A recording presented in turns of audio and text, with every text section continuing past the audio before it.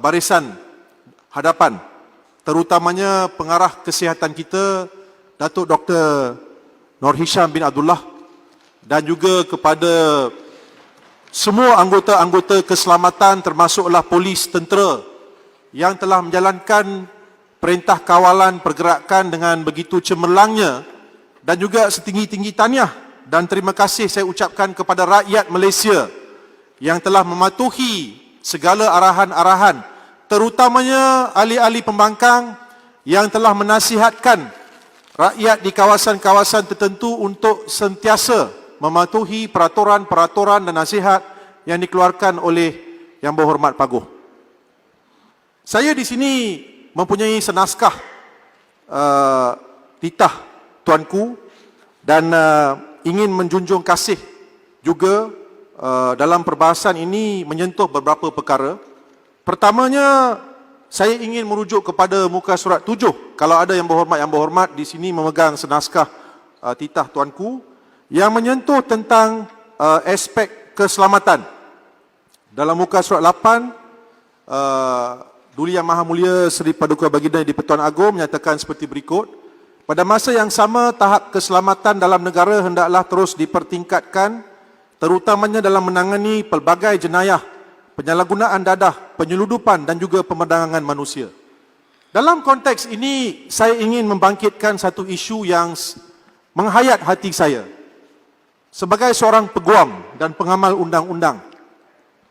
Isu ini telah dimainkan dalam beberapa pilihan raya kecil, seperti pilihan raya di Cameron Highlands, sehingga menyebabkan calon Pakatan Harapan kecundang. Di pilihan raya Tanjung Piai, dimainkan oleh parti pemerintah sekarang, sehingga calon Pakatan Harapan kecundang. Isu ini tetapi tiba-tiba nampaknya senyap dan sunyi, tidak dibangkitkan. Malahan ini adalah minggu kedua kita mendengar perbahasan, dan isu ini tidak dibangkitkan langsung oleh sesiapa pun daripada parti pemerintah, terutamanya Perikatan Nasional. Ia adalah berkenaan dengan nasib yang menimpa arwah Adib bin Abdul Kasim, seorang anggota bomba yang telah meninggal dunia sewaktu beliau menjalankan tugas. Kalau dulu kita lihat isu ini dimain-mainkan di Dewan Yang Mulia ini, isu ini diperhangatkan sehingga tomahan-tomahan dibuat terhadap Kerajaan Pakatan Harapan, tuduhan-tuduhan yang tak berasas dilontarkan, di mana dikatakan bahawa Kerajaan Pakatan Harapan seolah-olah cuba untuk mengelakkan daripada pihak-pihak yang terlibat untuk dituduh. Tiba-tiba kita lihat selepas pemerintah bertukar kepada Perikatan Nasional, perkara ini ataupun nasib keluarga Adib tidak dibela langsung. Malahan kemarin dulu kita lihat seorang timbalan menteri KPKT Yang Berhormat Maran dalam satu majlis bersama dengan anggota bomba di Ipoh telah menyatakan mengaku bahawa Kerajaan Perikatan Nasional tidak mengetahui apakah yang sebabnya yang sebenarnya menyebabkan kematian Adib. Saya tidak bersetuju. Saya di sini dan rakan-rakan saya di sebelah sini akan terus memperjuangkan nasib Adib, akan memastikan bahawa orang-orang yang terlibat dalam menyebabkan kematian beliau dibela. Orang-orang itu harus dibawa ke muka pengadilan. Orang-orang itu harus dituduh di mahkamah. Dan saya di sini ingin melontarkan persoalan kepada Menteri Perundangan, kepada Menteri Dalam Negeri untuk menjawab persoalan ini. Kenapakah tiba-tiba apabila Perikatan Nasional memerintah, isu berkenaan dengan arwah Adib ini tidak diberi sebarang perhatian? Kenapakah perlu keluarga beliau Speaker, sekarang pula Peraturan Dewan. Saya akan benarkan Muhammad Pasir Mas, sahabat saya. Tapi biarkan saya habis dulu. Peraturan Dewan 36/12, kenyataan mengelirukan Dewan. Yang mana mengelirukan Dewan? Jelutung menyatakan tadi bahawa 36 isu berapa? 36/12, kenyataan yang mengelirukan Dewan.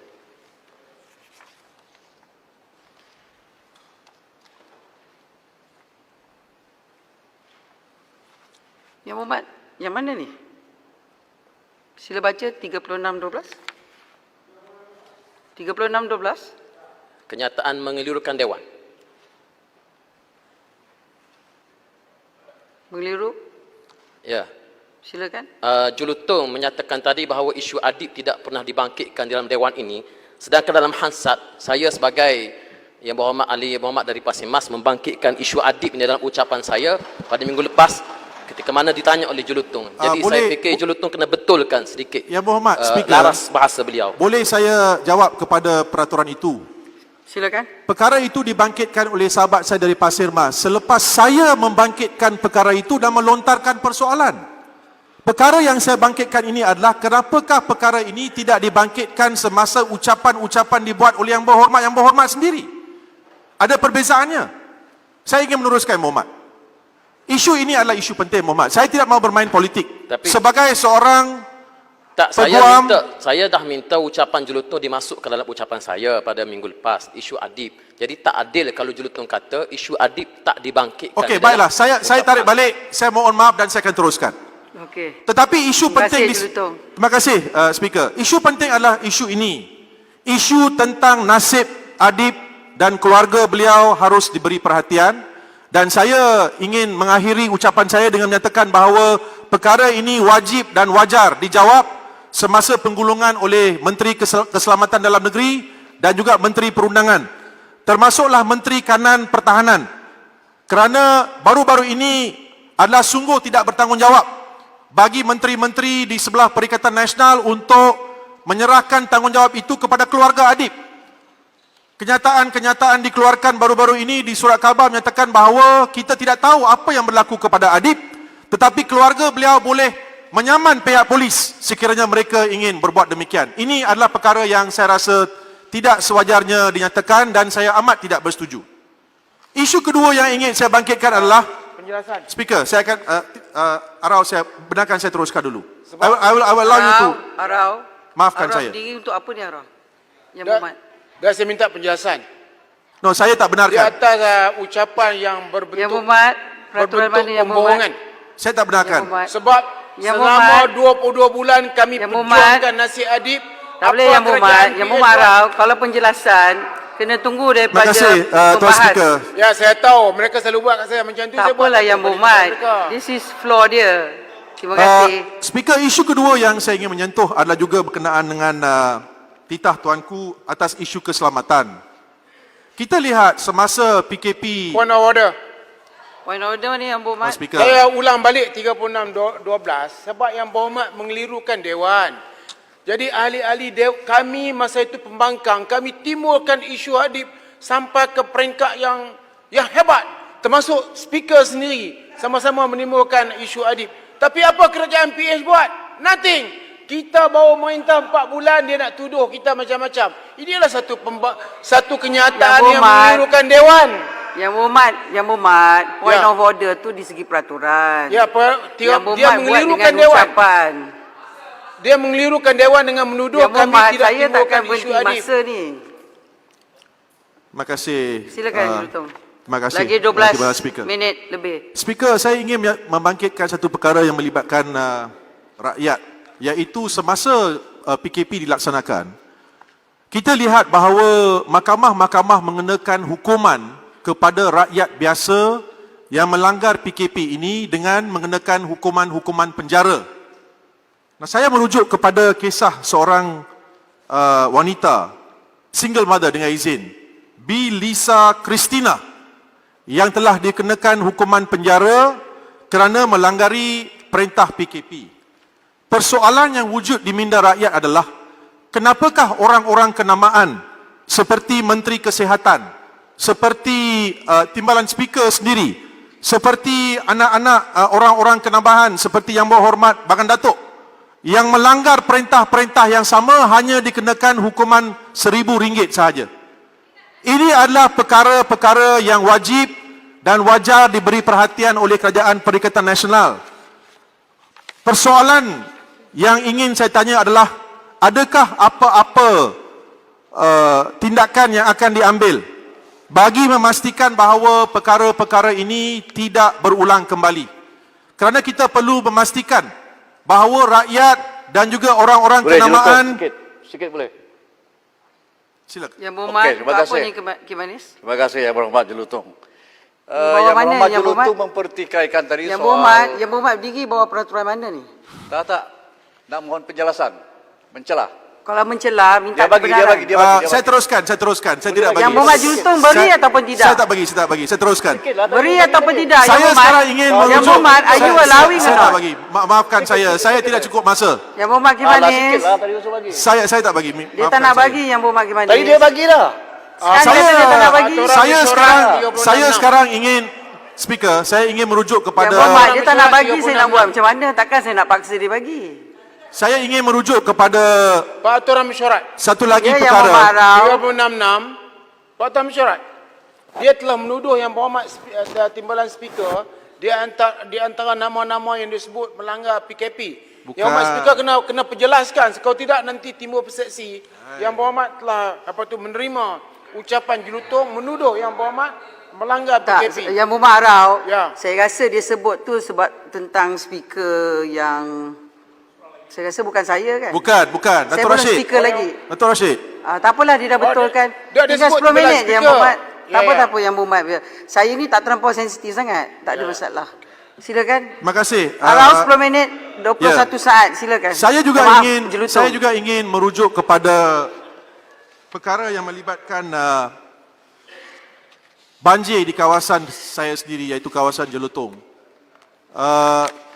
Jumlah sebanyak 600 juta telah pun disediakan dalam projek tebatan banjir Sungai Pinang.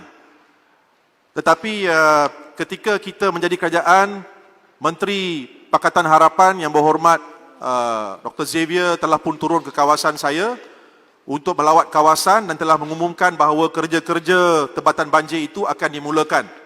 Saya berharap bahawa Menteri Tenaga Air akan memberi perhatian kepada perkara ini kerana banjir kilat yang selalu berlaku di kawasan Jelutong, di kawasan saya adalah sesuatu yang amat mengerunkan. Dan kita juga akan sekarang menghadapi musim hujan dan saya berharap supaya Menteri yang bertanggungjawab tidak akan menganaktirikan Pulau Pinang, terutamanya kawasan Jelutong, dan memberi perhatian kepada keperluan untuk melaksanakan projek tebatan banjir ini pada masa yang terdekat. Isu seterusnya yang saya sentuh adalah berkenaan dengan kemudahan-kemudahan asas untuk pegawai-pegawai keselamatan, terutamanya anggota polis di kawasan Parlimen Jelutong. Ketika saya menjadi ahli Parlimen Jelutong, saya telah membangkitkan perkara ini di Dewan Yang Mulia ini, memohon supaya kuartus-kuartus, terutamanya kuartus-kuartus polis, barek-barek tentera ini dinaikkan taraf, terutamanya di kawasan Jelutong. Kita lihat bahawa keadaan-keadaan, kemudahan-kemudahan barek polis dan kuartus-kuartus di seluruh negara dalam keadaan yang begitu teruk. Kita tahu bahawa kerajaan sekarang menghadapi kekangan kewangan. Maklumlah dengan pelantikan-pelantikan GLC dan sebagainya, kita berharap supaya keutamaan juga diberikan kepada kemudahan-kemudahan semua anggota-anggota keselamatan. Peraturan mesyuarat Peraturan berapa Yang Berhormat? 36/12. Dia mengelirukan Dewan seolah-olahnya masalah kewangan negara ini adalah kerana pelantikan GLC. Itu sesuatu yang mengelirukan. Yang Dia kena Berhormat. sebut dari segi fakta. Yang Berapa Berhormat. jumlah yang dibayar kepada pengurusi-pengurusi GLC kalau dibandingkan Yang apa Berhormat, yang disebut Jelutong, tentang saya peruntukan rasa negara. itu agak- Jadi dia telah mengelirukan Dewan.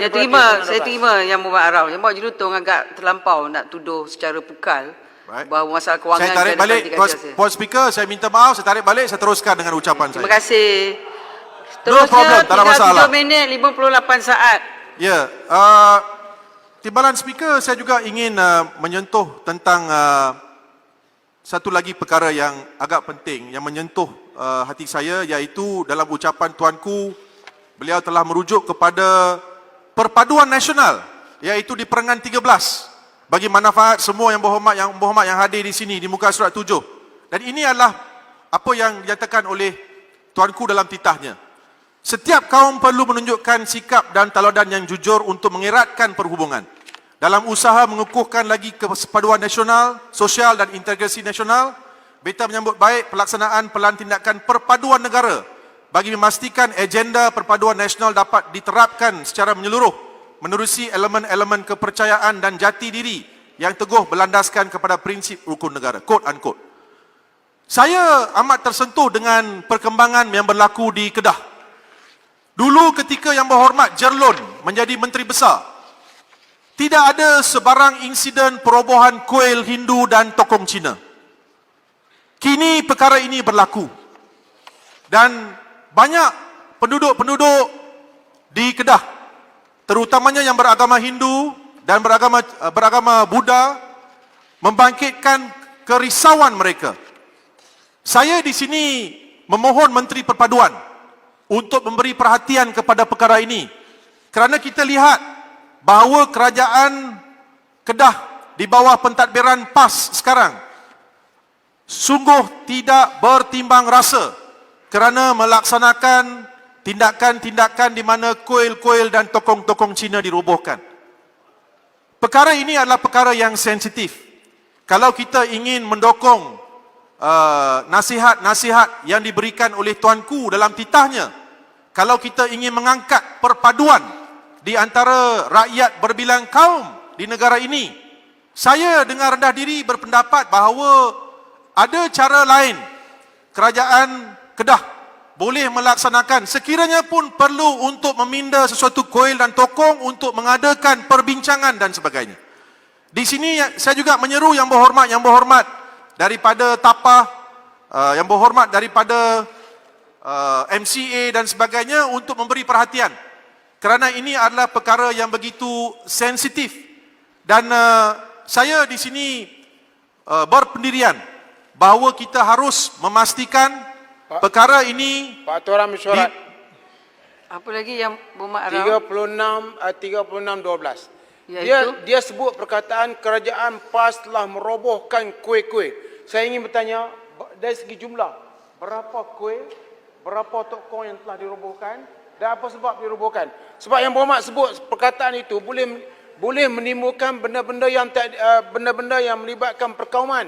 Tak bagus cakap macam tu. Kerajaan PAS telah merobohkan kuil-kuil Hindu di Kedah. Yang Berhormat beritahu berapa jumlah? Tak Kenapa apalah. dirobohkan? Yang Berhormat, saya rasa menteri ada di sini, Menteri Perpaduan.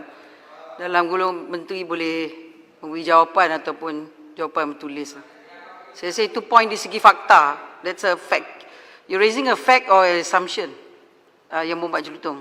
It is a fact, Tuan Timbalan Speaker. It has been reported widely. There was a few Hindu I think temples. the minister is here in charge of Very well. Perpaduan. Saya akan mohon jawapan daripada beliau. Kalau Yang Berhormat saya Arau, ni disebut kerajaan PAS merobohkan kuil-kuil. Bagi tahu kerajaan PAS telah merobohkan 2 kuil, 1 kuil, tapi jangan menyebut perkataan yang cuba mengapi-ngapikan permusuhan. Yang Berhormat, ini akan Tak apa, melanggar Yang Berhormat- peraturan 369. Tak apa, betul. Tapi Yang Berhormat Arau, di bawah peraturan yang buat sebut, dia kata boleh dirujuk pada jawatankuasa hak dan kebebasan. Kalau Yang Berhormat percaya bahawa Yang Berhormat Jelutong telah melanggar isu-isu yang sensitif, Yang Berhormat boleh membawa usul. Tapi setakat ini bagi saya... Yang Berhormat kalau kalau tak tarik balik, saya akan cadangkan kepada kerajaan untuk itu bawa terpulang usul. pada Yang Berhormat. kepada Tetapi hak Yang Berhormat kebebasan. Menteri ada... Jangan mengapi-ngapikan perkauman, tak baik. Okey. Jangan menyebut Saya tahu. kerajaan PAS. Tapi isu dia Sebut sekarang kerajaan- adalah isu antara Yang Berhormat Ya, dia Arau. menambah cerita. Yang Berhormat Arau, saya dah buat keputusan. Tak apalah, Menteri ada. Silakan 5 minit. Yang Berhormat Menteri. Jelutong. terima kasih Timbalan Speaker. 5 minit, 12 saat. Silakan. Saya membangkitkan isu ini kerana saya ingin Berhati-hati Yang Berhormat Jelutong. saya ingin memastikan Berkenaan bahawa dengan agama semua. benar. Be very careful. Be very careful. Timbalan Speaker, ini adalah perkara yang benar. Dan saya membangkitkan perkara itu di sini kerana saya ingin memohon penjelasan dan juga merayu supaya perkara itu tidak berlaku. Memang saya nyatakan bahawa ketika pentadbiran Yang Berhormat Jerlon, ketika tadbiran Pakatan Harapan, kejadian-kejadian ini tidak berlaku. Yang Jadi Berhormat, saya hanya persoalkan kenapa ia berlaku sekarang dan saya ingin memohon kalau boleh ia dielakkan daripada Yang berlaku. Berhormat, Yang Berhormat Menteri ada. Saya dah maklum. Baik. Saya rasa isu tu kita pergi pada isu lain. Baik. Dan isu terakhir yang ingin saya sentuh adalah berkenaan dengan pencerobohan laut persisiran ataupun laut di sekitar semenanjung Malaysia. Saya bukan pakar pertahanan, tetapi saya melihat selepas saja Menteri Pertahanan membuat pengumuman bahawa tidak ada sebarang pencerobohan dalam pesisiran pantai ataupun di semenanjung Malaysia oleh perkapalan atau kapal-kapal dari tentera daripada negara China, Republik China, kenyataan tersebut juga telah pun dibalas oleh mantan yang berhormat Kim Manis dan juga beberapa pakar-pakar dalam perkara ini yang menyatakan bahawa sebenarnya terdapat sekurangnya 99 pencerobohan dalam pesisiran pantai laut di sekitar Peninsula Malaysia. Nah, ini adalah perkara yang serius. Sebagai seorang wakil rakyat dan ahli parlimen negara yang berdaulat, saya menuntut supaya Menteri Pertahanan lebih serius dalam menjalankan kerjaya beliau. Kalau dulu yang berhormat di sebelah sini, yang berhormat Abang Mat, kita panggil Abang Mat, kawasan Kota Raja, ahli parlimen Kota Raja dimomokkan, diperli, kononnya tidak boleh menjawab dan sebagainya. Sekarang kita lihat, adakah ini standard Menteri Pertahanan yang menyatakan bahawa tidak ada sebarang pencerobohan dalam lautan antarabangsa negara kita? Tetapi selepas saja keluar dalam masa 5-6 jam, kenyataan itu dibidas. Bukan saja oleh mantan yang berhormat Kim Manis, tetapi oleh semua pihak-pihak yang mempunyai berkepentingan. Point of order Yang Berhormat, 36-12. silakan. Ya, Jelutong ni cuba mengelurkan Dewan. Pertama dia salah sebut ni. Saya nak beritahu, bukan kenyataan daripada Menteri Pertahanan yang buat kenyataan. Tapi Menteri Luar Negeri. Menteri Luar Negeri, Sembrong. Yang keduanya, jadi ada kenyataan cukup jelas bahawa Yang Berhormat Sembrong telah buat satu statement dan buat klarifikasi terhadap apa juga kenyataan dibuat oleh mantan Menteri Luar. Jadi saya ingat perkara ini sudah selesai. Jadi tak perlulah dibuat diulang-ulang. Baiklah, saya mohon perbetulkan Kerana bahawa kalau kenyataan diteruskan itu juga akan misleading. no problem. I will apologize and I will withdraw. No problem. Kenyataan itu dibuat oleh Menteri Luar Negeri. Tetapi itu adalah kenyataan yang dibuat oleh beliau dan ia menjadi bahan ketawa. Ia menjadi bahan ketawa sekarang kerana kenyataan itu adalah tidak benar. Dan sebagai rakyat Malaysia, kita juga amat risau tentang perkembangan ini di mana kalaulah kita bersia-sia di pesisiran pantai ataupun ada juga kejadian-kejadian pencerobohan ini berlaku, apakah tindakan-tindakan yang akan diambil untuk pertahankan negara kita? Dan beliau menyatakan bahawa cara mereka menyelesaikan masalah ini bukanlah dengan membenarkan, bukan dengan menghantar. Penjelasan. Yang Hormat tadi. Peraturan apa Yang Berhormat Arau? Dapat penjelasan. Sebab saya nak tolong. Saya cukup minat tajuk ni. Dan saya di antara orang yang Penjelasan yang sentiasa mana? Di bercakap bawah peraturan mana Yang pasal Berhormat? peting-peting ahli. Yang Berhormat sebut pesisiran pantai Semenanjung. Yang Hormat kena tukar. Pesisiran pantai Malaysia. Baik, terima kasih. Pesisiran pantai Malaysia. Ya, laut dan juga termasuk Laut Cina Selatan. So saya ingin menyatakan bahawa pertahanan, keselamatan, kedaulatan negara adalah perkara yang serius, Timbalan Speaker. Kita tidak hanya boleh mengeluarkan kenyataan sebagai dengan izin publicity stunt mengatakan bahawa kita telah berunding dengan Republic of China dan disebabkan oleh perundingan tersebut tidak ada sebarang pencerobohan berlaku. Dengan izin, kita harus menunjukkan military might. Sila gulung Yang Berhormat. Ya. Harus menggunakan military might untuk memastikan bahawa kedaulatan pesisiran pantai Semenanjung Malaysia dan juga Laut Cina Selatan itu sentiasa dipertahankan. Dan pada khidmat saya, perkara-perkara melibatkan pertahanan ini adalah perkara yang serius dan seharusnya dan sewajarnya dijawab. Dan saya berharap Menteri Pertahanan dan juga Menteri Luar Negeri akan memberi jawapan kepada perkara-perkara ini apabila mereka memberi penggulungan nanti. Satu isu terakhir berkenaan dengan kemudahan-kemudahan untuk backbencher. Saya berharap bahawa kemudahan-kemudahan ini, Timbalan Speaker, akan disediakan dengan seberapa cepat yang mungkin. Dan pada hari ini memang merupakan hari ini dalam sejarah kerana saya membuat ucapan ini tanpa diberi sebarang kemudahan untuk membuat sebarang research dan sebagainya.